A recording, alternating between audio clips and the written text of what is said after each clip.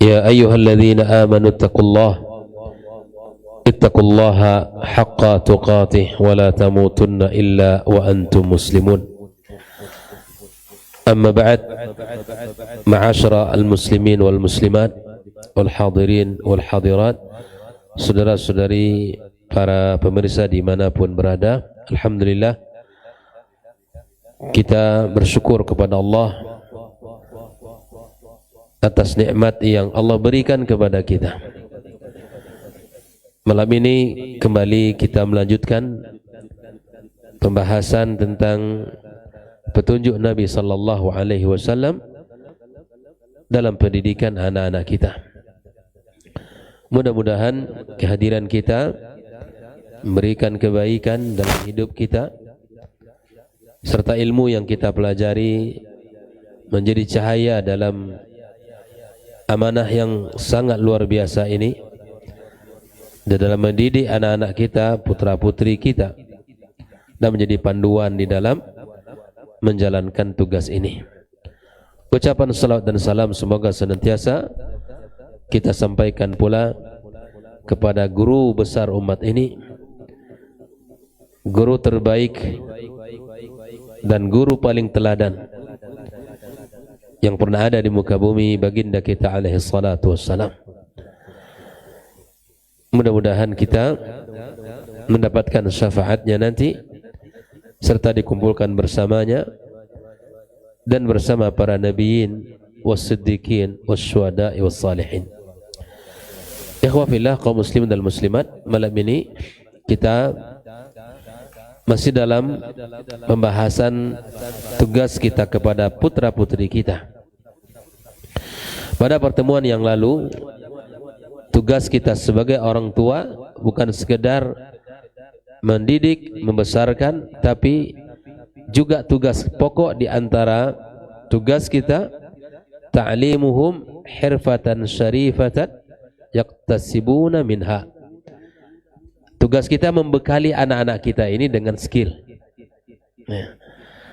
Walaupun nanti ke depan Allah Subhanahu wa taala yang akan menentukan bagaimana kehidupannya, namun paling tidak kita sebagai orang tua membekali mereka dengan skill di dalam hidup ini, bisa bertahan, bisa ketika nanti dia menikah dan berkeluarga, ada yang bisa dia kerjakan sehingga menghasilkan uang, bisa menghidupi anak dan keluarganya.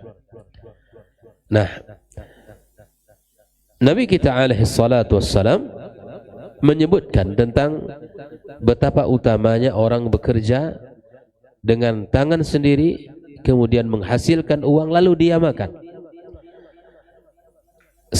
Seperti mana Nabi kita, Nabi Daud alaihi salam, dijelaskan oleh Nabi kita alaihi salatu wassalam, fa inna Dawuda ya'kul min amali yadihi. Sangat terkenal Nabi Daud seorang pekerja keras dan orang yang menghasilkan uang dari usahanya sendiri. Nabi kita alaihi salatu wassalam mengatakan, ma'akala ahadun ta'aman qad khairan min ayyakula min amili yadih. Tidak ada yang dimakan oleh seorang makanan yang lebih baik daripada makanan yang dihasilkan dari pekerjaannya, usahanya sendiri. Ya. Maka di sini kan maknanya sangat luas. Silakan kita membekali anak-anak kita, putra-putri kita dengan skill-skill yang berbeda-beda sesuai dengan semangat dan kecenderungan anak-anak kita dan putra-putri kita. Dan ini merupakan bagian dari tugas kita. Adapun nanti mereka mau jadi apa, profesi yang penting halal, thayyib, bekerja di tempat yang memang menegakkan agama Allah Azza wa Jalla, itu adalah pesan-pesan yang tak boleh hilang dalam lisan kita. Kita sampaikan kepada mereka bahwa ke depannya kamu harus tetap menjadi orang yang tetap teguh dengan agama Allah ini. Jangan sampai kita rela menjual agama kita, kemudian keyakinan kita karena satu usaha yang barangkali menggiurkan, tapi di situ terdapat pelanggaran agama. Ini harus ada. Nah, tekankan bahwa pekerjaan yang paling baik itu adalah pekerjaan yang dihasilkan dari usahanya sendiri. Nah, ini sudah kita bahas ya. Malam ini kita masuk kepada di antara tugas kita adalah ar-ri'ayatul aqliyah. Tugas pokok di antara sekian banyak tugas kita menjaga ya kesehatan akal anak kita. Ala walidit tifl ay yuhafidh ala ri'ayat ibnihi minan nahiyatil aqliyah. Di antara tugas kita bukan sekedar mendidik, membesarkan, memberikan kecukupan terhadap makan dan minumnya serta tempat tinggalnya dan pakaiannya, tapi di antara yang paling pokok Allah Subhanahu wa taala suruh kita untuk menjaga akal yang Allah berikan kepada anak-anak kita. Nah, oleh karena itu kita harus mengenali apa saja yang bisa merusak akal daripada anak-anak kita. Bahkan mungkin akal kita, orang-orang dewasa, dan kita sebagai orang tua harus tahu itu. Bagaimana menjaga akal daripada kesehatan akal dari anak-anak kita.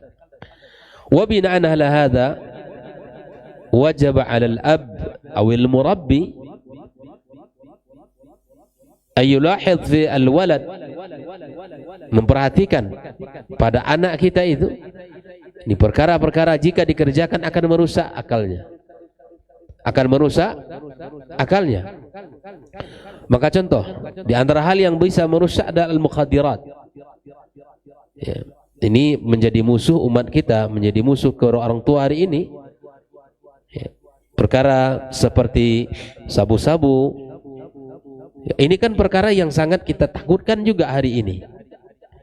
Karena dia masuk pada sesuatu yang naudzubillah, terkadang dalam kehidupan kita ya, anak-anak ini dengan kawan-kawan yang rusak, dengan kawan-kawan yang tidak mengetahui, atau kawan-kawan yang memang sudah terjerumus kepada perbuatan itu, maka kita harus waspada. Al-mukhadirat,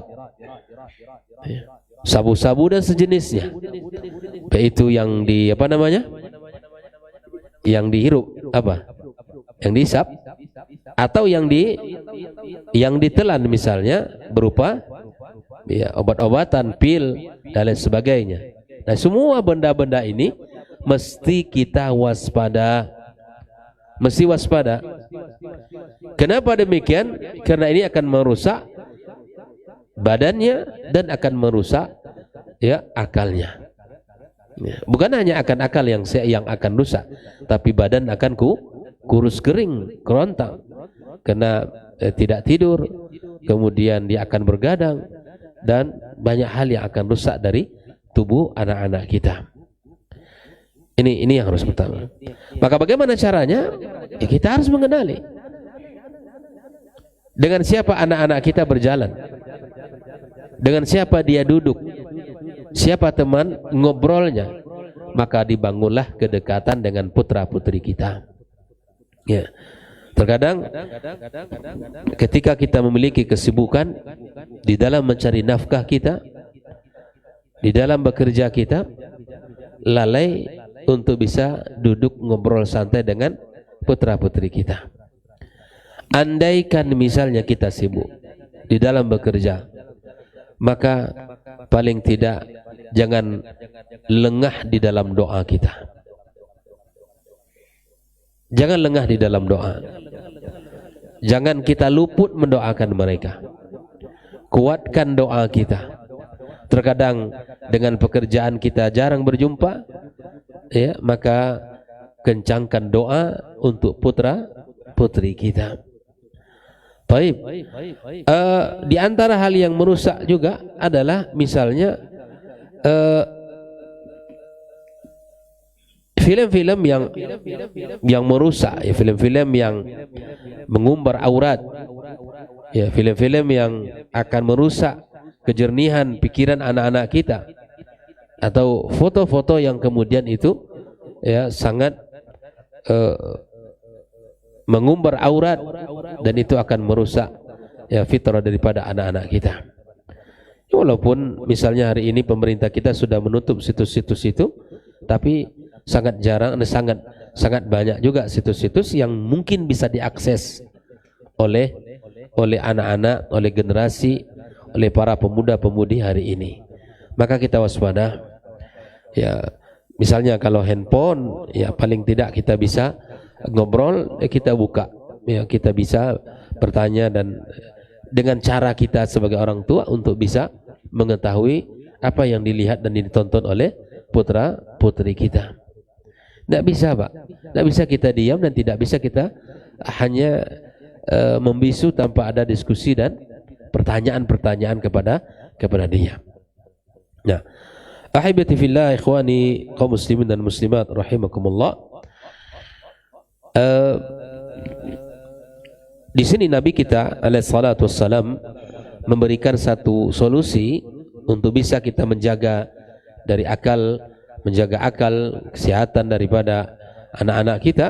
Maka salah satunya adalah tentang tema tentang pergaulan. Tema tentang pergaulan itu yang memang juga harus kita tidak boleh lengah dengan siapa dia berjalan, dengan siapa dia akrab, apa yang sering mereka obrolkan. Ya, maka Nabi SAW mengatakan al-mar'u ala dini khalilihi falyanzur ahadakum man yukhalil. Hadis ini sering kita sampaikan. Tema tentang lingkungan, tema tentang persahabatan itu akan sangat berpengaruh kepada putra putri kita.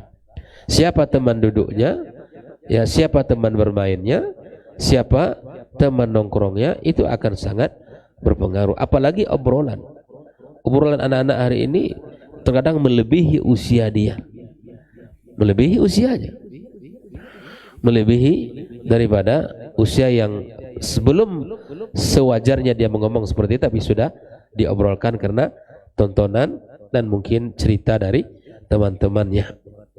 Nah, inilah tugas kita sebagai orang tua, juga memperhatikan ar-ri'ayah al-aqliyah, dan ini disampaikan oleh Nabi kita sallallahu alaihi wasallam. Ada sebuah data yang mungkin perlu saya sampaikan, bahwa hari ini diteliti oleh para pakar, tingkat kecerdasan anak-anak hari ini sudah mulai menurun. Akibat dari apa? Akibat dari kemajuan media sosial yang hari ini bisa kita akses semuanya, mulai dari Facebooknya, YouTube-nya, Instagramnya, TikToknya dan sebagainya. Itu semua. Apakah salah orang melihat sesuatu berita? Tidak. Tapi yang menjadi pembahasan mereka apa? Karena keseringan generasi hari ini menerima berita-berita yang receh, berita-berita yang tidak ada manfaatnya, semua berita-berita yang kemudian itu tidak terlalu urgen. Apalagi tontonan-tontonan di beberapa negara Islam, termasuk di Arab Saudi, sudah menutup salah satu situs tontonan film dari untuk anak-anak, karena itu ternyata sangat merusak dan sangat mengganggu, ya, dan itu sangat digandrungi oleh anak-anak. Saya lupa nama situsnya, tapi salah satu tontonan anak-anak itu sudah ditutup resmi di pemerintah Arab Saudi karena itu merusak. Di kita juga demikian sama, karena keseringan anak-anak ini menerima berita yang receh, berita yang tidak terlalu bermanfaat, sehingga ketajaman, ya, terhadap ketajaman daripada otak daripada anak-anak ini sudah mulai menurun. Maka subhanallah, kita harus waspada dengan bab ini. Sama-sama kita bekerja, saling ingat mengingatkan kita dengan pasangan kita. Ahibati fillah, Nabi kita alaihi salatu wassalam telah menyebutkan satu permisalan yang jelas tentang persahabatan ini. Hadis yang sering juga kita bahas, mathalul jalisis salih wal jalisi su' kamathali sahibil miski wakilil haddad. Perumpamaan orang yang bersahabat dengan orang yang baik itu dan orang yang tidak baik seperti orang penjual minyak wangi dengan pandai besi. Ini hadisnya juga menunjukkan keutamaan berkawan dengan orang baik. Saya tidak tahu kalau di sini ya, di tempat kita sini ini yang paling banyak dalam kenakalan remaja, adakah dari apa yang kita sebutkan tadi itu? Masuk enggak penyakit-penyakit tadi itu di sini? Ada ya. Terkadang subhanallah, jangan dikira kampung gitu kan. Ternyata lebih Texas pula dari kota. Namun jadi kampungnya. Tapi subhanallah, para pengedar bahkan pemakai itu juga bagian dari orang-orang kampung. Saya melihat pengalaman ini dari informasi ini dari beberapa daerah dari kampung-kampung kami yang arah Kampar Kiri Hulu sana itu. Jangan dikira ya aksesnya tidak ada ke sana. Ternyata orang Pekanbaru ini menurut infonya ada yang ke sana membelinya. Saya bilang kok terbalik. Enggak terbalik, memang seperti itu. Nah, artinya apa? Jangan dikira kampung lebih steril gitu daripada kota. Jangan dianggap bahwa keadaan di kampung kita ini sedang baik-baik saja, sedang normal-normal saja. Tapi terkadang keadaannya lebih parah dari kondisi yang ada di kota. Naudzubillah. Maka oleh karena itu kerjasama kita sangat dituntut. Ya, kemudian para orang tua semua kompak, dan yang lebih utama adalah perangkat-perangkat desa yang punya amanah, yang barangkali ya perlu kerjasama lebih kompak lagi untuk bisa memberantas daripada penyakit-penyakit ya sosial seperti ini. Ahibati fillah, kita lanjutkan. Ya, tanggung jawab kita bukan hanya membesarkan kemudian memberikan makan, minum, tempat tinggal, tetapi yang paling pokok kita menjaga ya akal manusia ini kan dinilai dari mana? Naam, ketika ada orang berjalan di kampung kita ini tidak pakai baju, ya kan? Maka disitulah hilang nilainya sebagai manusia. Jaga akal ini, karena anugerah yang besar dari Allah Subhanahu wa ta'ala. Ahibati fillah, kaum muslimin dan muslimat rahimakumullah. Kita lanjutkan. Di antara tugas kita sebagai orang tua, ta'widuhum 'alal akhlaqil fadilah, yaitu membiasakan mereka untuk berakhlak mulia.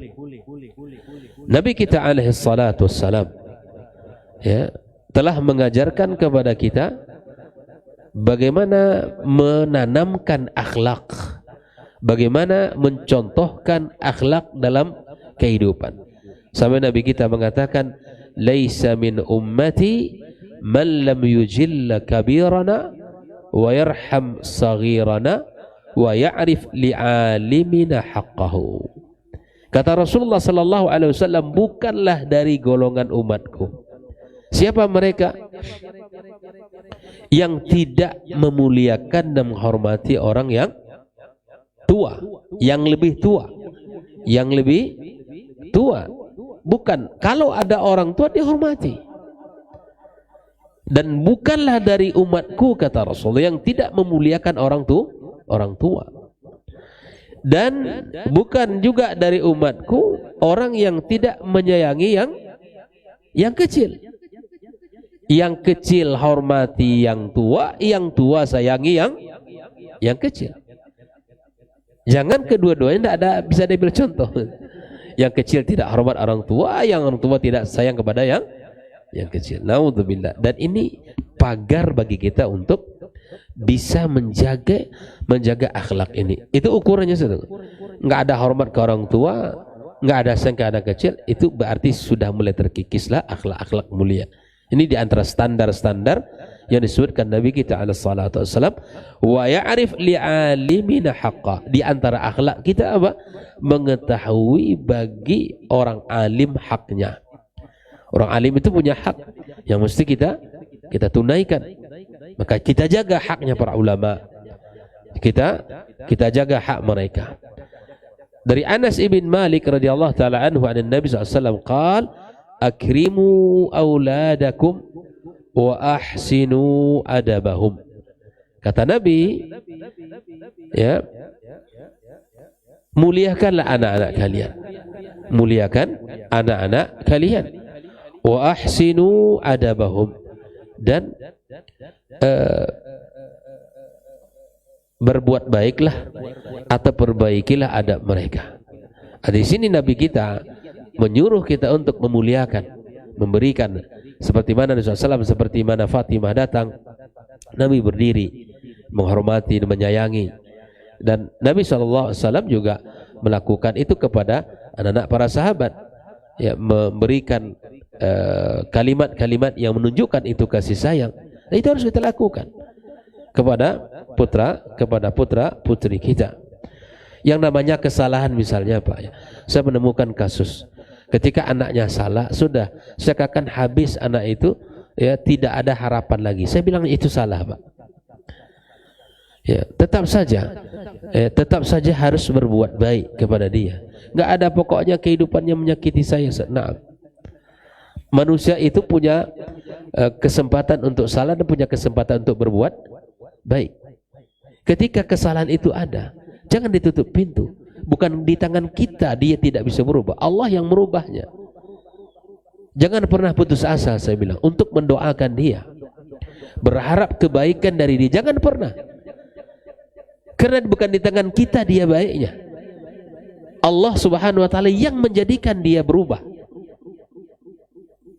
Barangkali memang berat jiwanya karena perilaku anak yang membuat dia bersedih, membuat dia menangis siang dan malam, membuat dia, ya, terasa sakit dan sesak dadanya oleh sikap dan perilaku putranya. Saya bilang jangan pernah berhenti berdoa, karena Allah subhanahu wa ta'ala Maha Rahman dan Maha Rahim. Perbanyak doa, mudah-mudahan Allah subhanahu wa ta'ala ijabah dan Allah merubah perilaku dan sikap dari anaknya. Akrimu auladakum, muliakan anak-anak kalian, kata Nabi SAW. An Ayyub ibn Musa an Nabihi an Jaddi anna Rasulullah SAW qal ma nahala walidun waladan min nahlin afdala min adabin hasan. Ini perlu juga kita pahami konsep ini. Tidak ada pemberian orang tua yang paling baik kepada anaknya melainkan pemberian adab yang mulia. Bayangkan, jangan dikira pemberian itu hanya berupa uang, belanja, pakaian, mainan, ya kan, sepatu baru, baju baru, ya, sendal baru. Bukan hanya itu pemberian. Kita sudah berusaha memberikan yang terbaik, tempat kita usahakan yang terbaik semampu kita, makanan yang paling terbaik semampu kita. Tapi Nabi kita alaihi salatu wassalam memberikan kepada kita, bahwa di antara pemberian, bahkan Nabi menafikan ma nahila atau ma nahala walidun waladan, tidak ada pemberian seorang ayah kepada anaknya yang paling baik daripada apa? Daripada adab yang mulia. Ternyata kita mencontohkan adab itu adalah sama dengan kita memberi kepadanya sesuatu yang baik. Harapan kita ketika kita jujur, ketika kita memiliki akhlak yang mulia, maka kemudian anak kita akan mencontoh dan menirunya.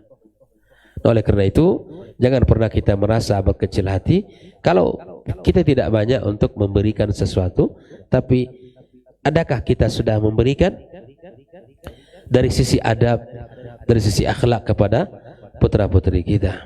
Dan jangan pula terlalu banyak berbangga bagi siapa di antara kita yang sudah banyak memberikan materi kepada putra-putrinya, tapi dari sisi adab tidak pernah diberikan.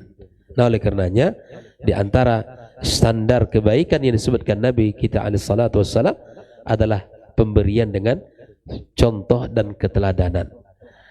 Abdullah ibn Amr berkata, Abdullah ibn Umar radhiyallahu taala anhuma qala Rasulullah sallallahu alaihi wasallam ma warratha walidun waladan khairan min adabin hasan. Kata Rasulullah alaihi salatu wassalam, tidak ada warisan yang paling baik yang ditinggalkan oleh orang tua kepada anak daripada warisan adab yang mulia itu. Fal waladu amanatun inda abawaihi.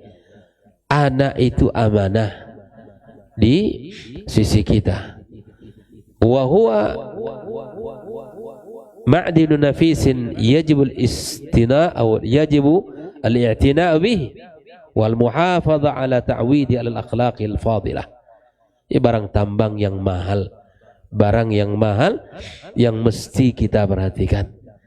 Ya, kita kira barang yang mahal itu hanya emas saja. Kita kira yang mahal itu mutiara saja. Tidak. Tetapi di antara hal yang paling mahal yang kita miliki adalah anak-anak kita, putra-putri kita. Maka barangkali kita bisa mengatakan, ya Allah, aku tidak memiliki banyak harta di dunia ini. Aku tidak memiliki kebun ladang, tidak memiliki sawah, tidak memiliki perbendaharaan dunia. Tapi yang aku miliki apa? Anak-anak. Yang aku miliki hanya anak-anak yang kau titipkan kepadaku. Maka bantu aku ya Allah di dalam mendidik putra-putriku. Yang aku miliki hanya mereka. Maka jadikan mereka anak-anak yang saleh dan katakan itu kepada Allah SWT. Sebutkan. Karena mereka itu adalah perhiasan. Mereka itu adalah harta yang berharga, bernilai di dunia dan di akhirat kelak. Allah sudah sebutkan al-mal wal banuna zinatul hayatid dunya wal baqiyatus salihatu khairun inda rabbika thawaba. Mereka ini perhiasan kita. Tanda dia adalah perhiasan yang paling mahal. Nabi kita alaihi salatu wassalam menyebutkan satu hadis. Yang hadis ini ya sudah sering kita dengar. Di antara hadis yang disebutkan Nabi kita alaihi salatu wassalam, ketika Allah mengangkat seorang hamba derajat di dalam surga, lalu hamba ini berkata, anna lihada, dari mana ini semua wahai Rabb? Dari mana ini semua? Sehingga aku mendapatkan kedudukan yang tinggi seperti ini. Apa jawabannya? Jemaah, waladuka astaghfarulak. Ini adalah doa ampunan munajat dari anak-anakmu. Bayangkan Pak, itu. Kehidupan kita ini akan berakhir. Harta kekayaan kita akan ditinggalkan. Yang kita miliki di antara hal yang paling berharga kata Nabi adalah waladun salihun. Anak-anak yang saleh. Makanya minta sama Allah, Allahumma rzuqni birrahum fid dunya. Ya Allah, berikan bakti mereka kepadaku di dunia, wa du'aahum ba'dal maut, dan berikan kepada aku nanti doa-doa mereka setelah aku meninggal. Minta sama Allah. Wala turini fima yu'zini, ya Allah, jangan engkau perlihatkan kepada aku apa-apa yang membuat aku sedih dengan sikap dan perilaku mereka. Minta sama Allah. Ya Allah, ya aku punya hanya mereka. Berikanlah aku bakti mereka di dunia ini. Dan berikan kepadaku doa-doa yang mereka panjatkan nanti setelah aku meninggal dari dunia ini. Dan jangan perlihatkan kepadaku sikap-sikap yang membuat aku bersedih dan menjadi sempit hati ini. Minta sama Allah Subhanahu wa taala. Maka oleh karena itu ikhwafillah rahimakumullah, anak ini adalah amanah yang mesti kita jaga. Rasulullah sallallahu alaihi wasallam telah menjelaskan dalam hadisnya yang lain, kullu mauludin yuladu 'alal fitrah fa abawahu yuhawidanihi aw yunassiranihi aw yumajjisani. Hadis ini menunjukkan betapa anak ini secara fitrahnya baik, membawa keislaman, keimanan, maka tergantunglah nanti orang tua yang menjadikan dia seorang Yahudi, Nasrani atau Majusi. Inilah letaknya. Kita sebagai seorang ayah yang muslim, tentu kita berharap kepada anak-anak kita jangan sampai meninggalkan Islam ini. Kata Nabi SAW, nasihat wasiat Nabi kepada Mu'adz bin Jabal, la tusyrik billah, wahai Mu'adz. Ya, kata Rasulullah, la tusyrik billah, jangan engkau syirikkan kepada Allah, engkau syirik kepada Allah. In hurrikta au qutilta, meskikan kamu dibakar ataupun dibunuh. Bayangkan, jangan kamu kesyirik pada Allah Azza wa Jalla. Nah, kalimat-kalimat ini mesti kita sampaikan, Pak, kepada putra-putri kita, bahwa keteguhan di atas akidah ini sangat penting. Nah, oleh karena itu, ahibati fillah, wa mimma la syakka fi anna al-walidati fil wa walidatahu yastati'ani bi taufiqillah lahuma al-amal ala husni tarbiyatil walad.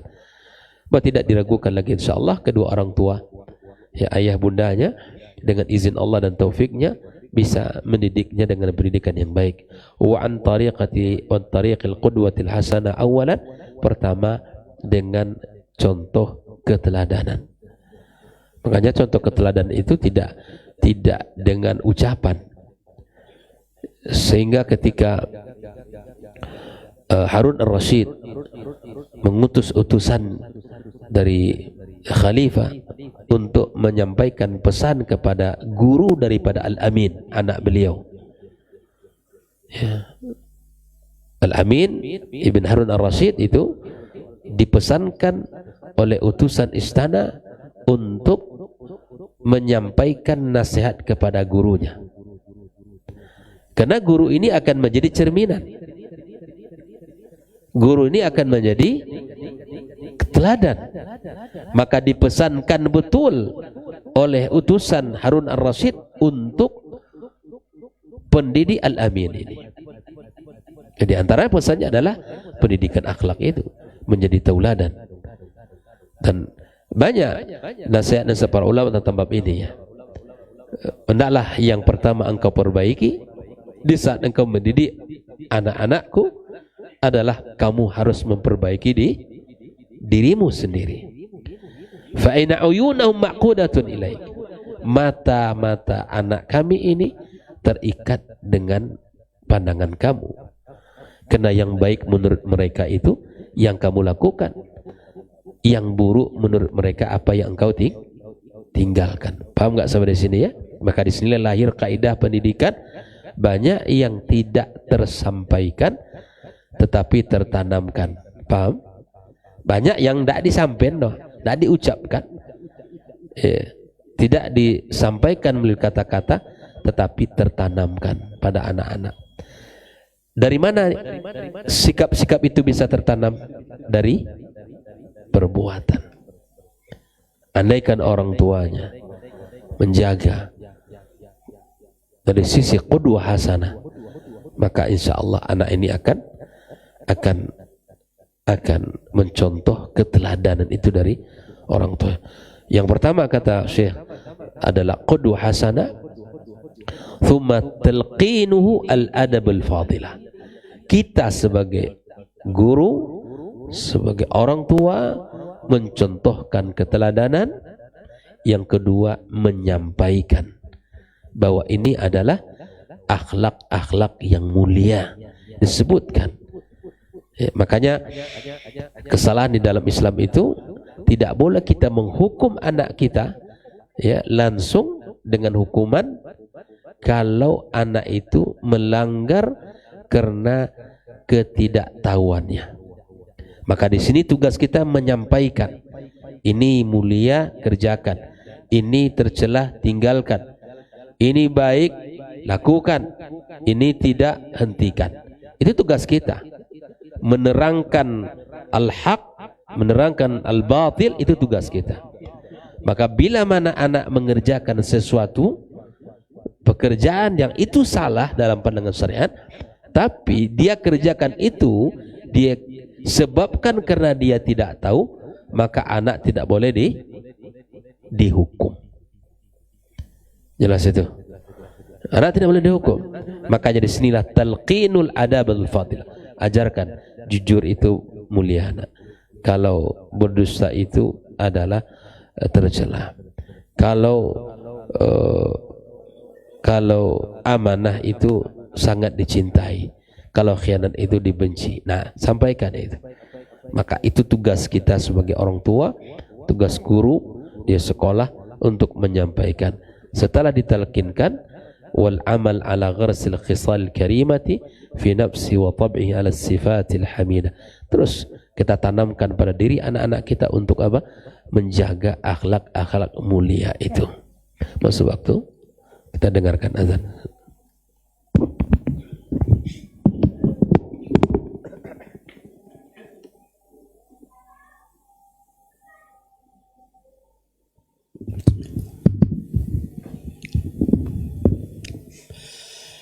Allahu Akbar, Allahu Akbar, Allahu Akbar,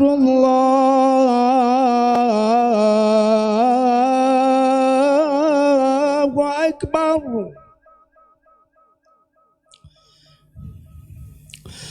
أشهد أن لا إله إلا الله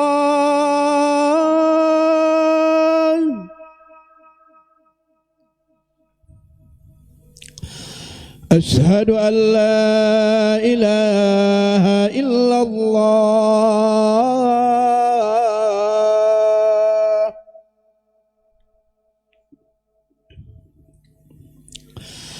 أشهد أن محمد رسول الله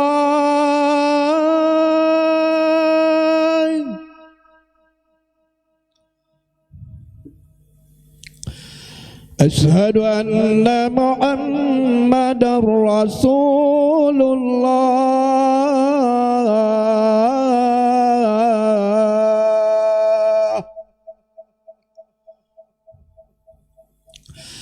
حي على الصلاة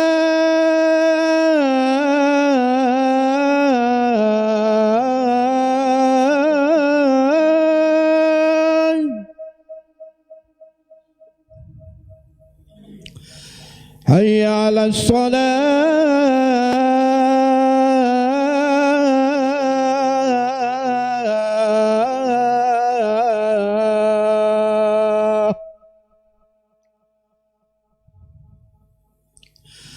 حي على الفلاح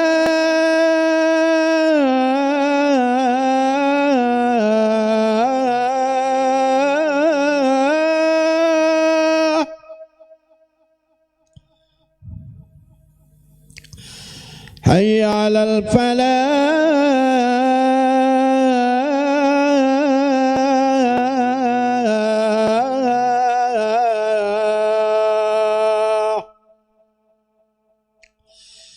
الله أكبر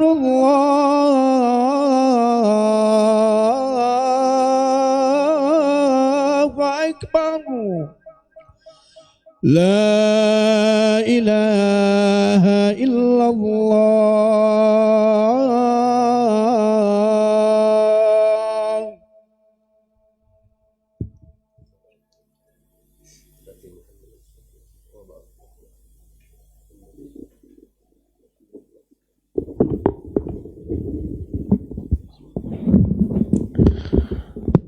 Ahibati fillah, lanjutkan sejenak ya.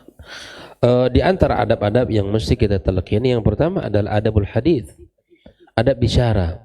Seperti apa adab bicara kita sampaikan. Kalau bicara kepada orang tua izin dulu, atau jangan memotong pembicaraan orang tua atau sahabat guru, nggak boleh kita sampaikan itu. Wa adabus soal, adab bertanya. Ya, kalau ingin bertanya misalnya kepada guru, kepada orang tua, maka sampaikan adabnya. Nah, ini supaya anak kita adalah beradab.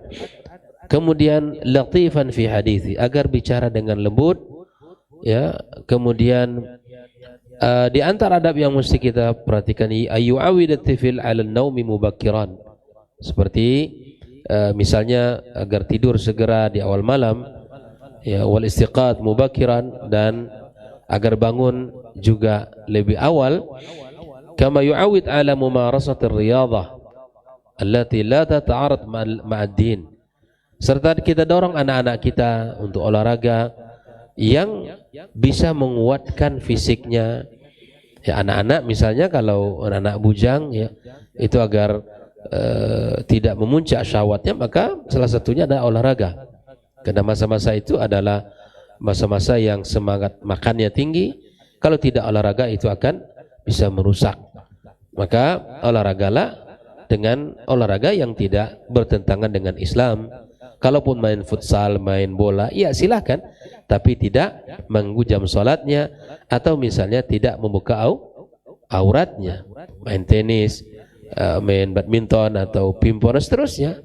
Apa saja olahraga-olahraga yang memang dilakukan oleh anak-anak kita dan ada tersedia sarananya, silakan di kampung kita. Namun jangan sampai bertentangan dengan agama kita, melanggar waktu sholat. Misalnya kita abaikan karena main bola, ya, terkadang memulainya ketika pas azan asar. Jangan, silakan sholat dulu, setelah itu baru olahraga. Nah, ahibati fillah, kita dorong anak kita wa adamul kasal wal khumul, tidak bermalas-malasan. Kita tegur anak-anak kita yang bermalas-malasan, karena itu akan merusak mentalnya, ya. Wa kullama taqaddamat bihi sin ta'akkad al-amal ala husni tawjihi wa tarbiyati. Mulai bertambah usia, mulai kita semakin kuat untuk menekankan adab-adab tadi. Ya. Nah, apalagi kalau sudah usia 6 sinin, 6 tahun. Ya, wa hudzib ursila ila al-madrasah al-mithaliyah lit-ta'allum. Kita sekolahkan anak-anak kita ke sekolah SD, kemudian dididik dengan pendidikan semuanya. Ya, pendidikan jasmaninya, kemudian akalnya, akhlaknya, sosialnya, ini semua harus disentuh oleh pendidikan-pendidikan kita.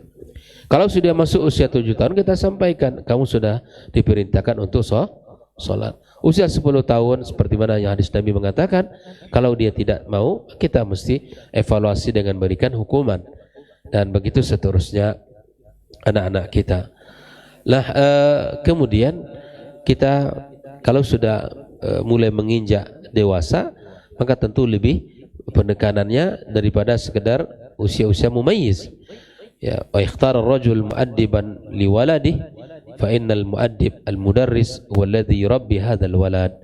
Kita cari guru yang terbaik untuk anak-anak kita, karena dia akan mendidik anak-anak kita. Dia akan memberikan pengaruh kepada putra-putri kita. Fasabi yuhaki usadah wa zumala'ahu qasdan min ghairi qasdin fima yaqulun wa ma yaf'alun. Biasanya anak-anak kita akan mengeluh kalau mungkin pesantren atau di tingkat SD, pulang-pulang dia cerita begini-begini. Ya, kita coba dengarkan. Kemudian kalau ada sesuatu yang menurut kita itu tidak benar, maka kita luruskan. Dan ini tugas kita. Tugas kita. Misalnya ya, mungkin berkelahi atau melempar kawannya atau mengambil barang teman dan seterusnya, atau menceritakan apa yang dilakukan temannya kepada temannya, maka ini kita ambil setiap momen-momen itu untuk meluruskannya. Tadi kami kelahi ya kan, terus kenapa kelahi gitu? Ya, dia tinju saya tinju pula. Berapa kali kamu tinju? Sekali. Pula sekali lo tinju misalnya. Bukan seperti itu, artinya kita luruskan gitu. Karena anak-anak ini kan bangga pula ada cerita gitu. Karena ada ayah-ayah pula yang tidak terima anaknya digitukan. Itu terjadi. Karena kami punya sekolah, jadi tahu kisah-kisah seperti itu. Maka saya sampaikan kepada guru-guru, apa yang terjadi di sekolah, bila mana memang itu terjadi, maka misalnya agak berat, misalnya kasus-kasus kecelakaan, bisa jatuh karena bercanda, segera luruskan informasi ini, sampaikan kepada wali santri. Kenapa? Karena kalau anak-anak menceritakan berbeda versinya dengan yang sesungguhnya terjadi.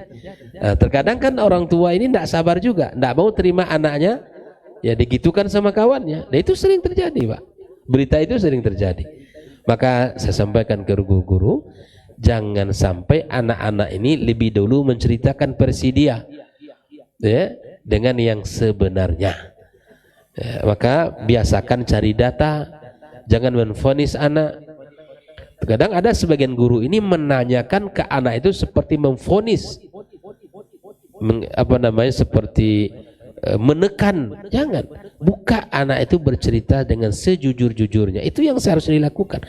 Dan bila mana guru telah mendapatkan data yang benar, maka jangan kita percaya kepada informasi yang salah. Terkadang subhanallah ada guru-guru mencari berita, tapi berita itu tidak, anak sudah berlaku jujur tapi tidak pernah dihargai dengan kejujuran itu, dan tidak boleh. Nah, oleh karena itu yang bagilil ab ayu'awida tifil ala adabil akal, seperti adab makan, adab minum, menyuci tangan, kemudian membaca basmalah sebelum makan atau sebelum minum, makan dengan tangan kanan, mengucapkan alhamdulillah setelah makan dan minum, dan seterusnya. Ini adalah tidak boleh kita diam diri, ya, tidak boleh kita tidak ada taujih seperti ini kepada putra putri kita, ya. Sampaikan, nak, kalau nampak dia misalnya pakai kaos kaki, pakai sepatu, pakai kaki kiri, tegur langsung, nak, pakai kaki kanan kamu, ya. Ini kita tegur langsung. Kita ingatkan, ya. Ini tugas kita, bukan tugasannya guru di sekolah. Nak, pakai, misalnya dia memakai baju pakai kiri, pakai celana pakai kiri, nak, pakai kanan. Sampaikan, Rasul kita nak menyukai tayammum, menyukai memulai dengan sesuatu yang kanan. Pakai sendalmu dengan kaki kananmu, pakai sepatu dengan kaki kananmu, pasang celana dengan kaki kananmu, pasang baju dengan tangan kananmu, dan seterusnya. Dan sampaikan itu kepada putra putri kita, ya, karena itu adalah bagian yang menjadi tugas kita. Tidak boleh kita biarkan adalah nanti dia paham, bukan. Maka dari kecil kita ingatkan mereka sampai nanti, ya, mereka terbiasa dengan hal yang seperti itu. Kita dengar hadis tentang apa yang disampaikan Nabi kepada Umar bin Abi Salamah di saat itu kan makan bersama Rasul, kan, kisah Umar bin Abi Salamah. Masih ingat cerita ini? Kisah Umar bin Abi Salamah ini kan makan di hadapan Nabi Sallallahu Alaihi Wasallam. Ya, kalau makan, kemudian tangannya ngapain? Nyebrang. Nah, nyebrang bahasanya gitu, ya. Tidak makan dengan makan yang paling dekat dengannya. Makan yang jauh dari sisi dia, itu yang disentuh olehnya. Maka Nabi mengatakan, ya gulam samillah, wahai anak, maka ucapkan bismillah. Wa kul biyaminik, makan dengan tangan kananmu. Wa kul mimma yalik, dan makan pula dengan makanan yang dekat dengan kamu. Ini nasihat-nasihat Nabi sallallahu alaihi wasallam. Barakallahu fikum. Baik. Ada beberapa pertanyaan. Yang pertama, bagaimana hukumnya seorang suami yang mengizinkan istri safar tanpa disertai mahram, hanya ditemani anak perempuannya? Kalau safarnya misalnya yaumul lailah, ini jelas tidak dibenarkan, ya. Kalau safarnya yaumul lailah, ini tidak dibenarkan untuk berangkat seorang wanita tanpa dengan mahram. Wanita itu lemah, ya, mungkin, ya, dia akan ada hajat, mungkin akan ada keperluan, ya, sesuatu. Nah, itu dibutuhkan untuk orang yang bisa melindunginya. Maka para suami, para bapak-bapak, pahami konsep Islam, karena tidak mungkin Islam itu akan menciderai kita. Justru yang dibuat oleh Islam itu akan memberikan manfaat kepada kita. Wallahu taala alam. Baik, ada pertanyaan lagi. Anak perempuan kami bersekolah di pondok pesantren.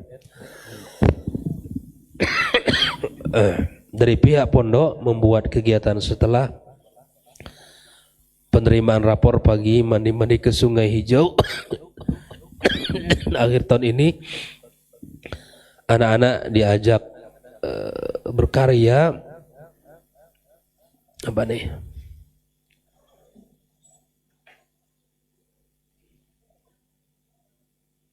ke Kota Padang, Sumatera Barat.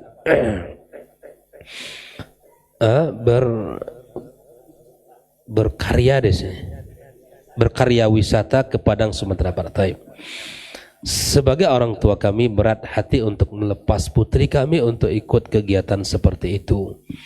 Apalagi bersafar tanpa mahram bagi wanita itu hukumnya haram. Tapi anak kami ngeyel pengen ikut.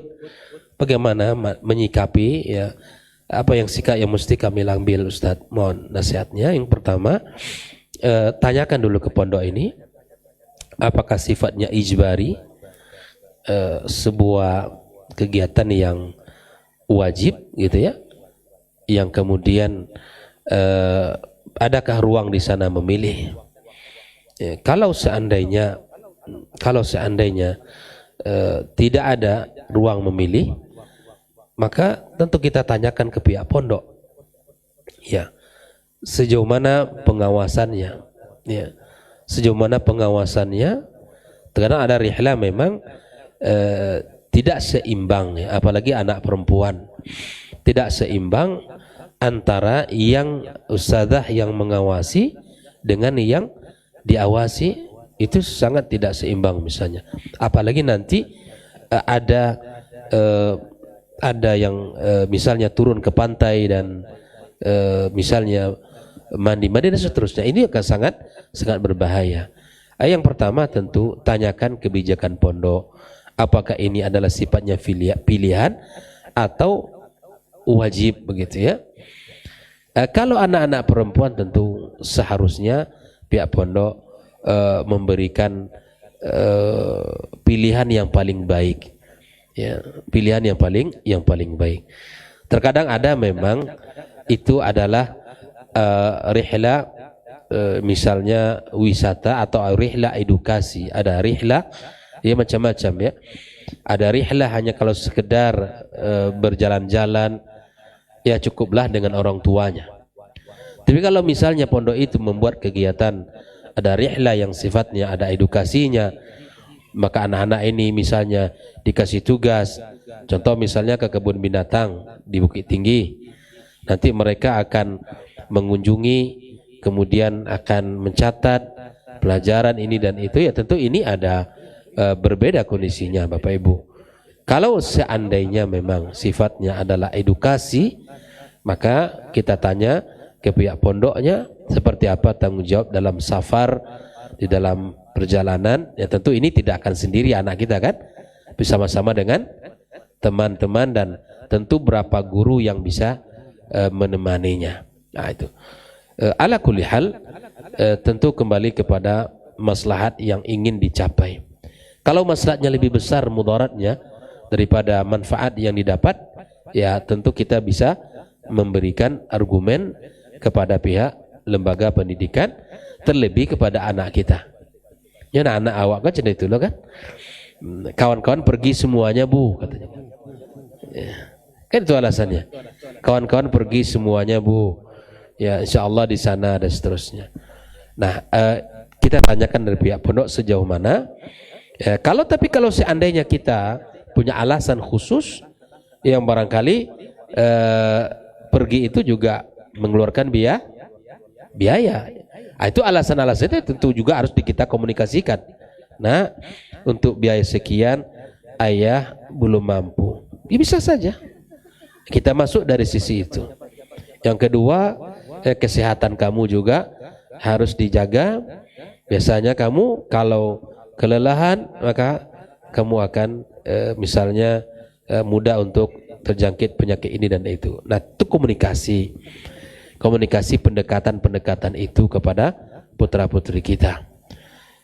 Kalau pihak sekolah bertanggung jawab, lalu kemudian seimbang antara yang mengawas dengan yang diawas, lalu kemudian program itu bermanfaat bagi dia, bagian program pendidikan, ya kita sebagai orang tua tentu mensupport program itu.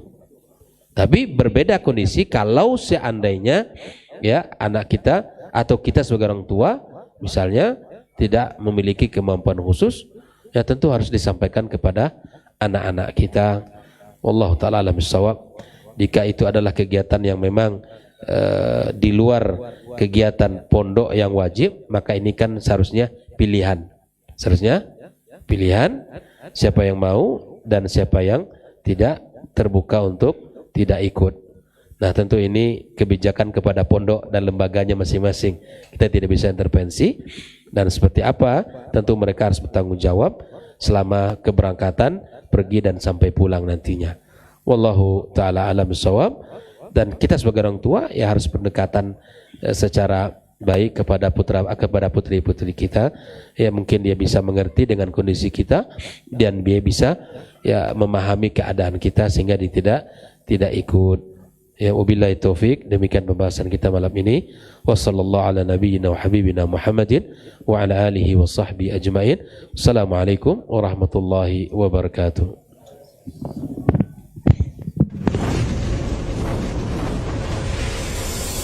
Baba TV Sunnah, belajar agama baru aja.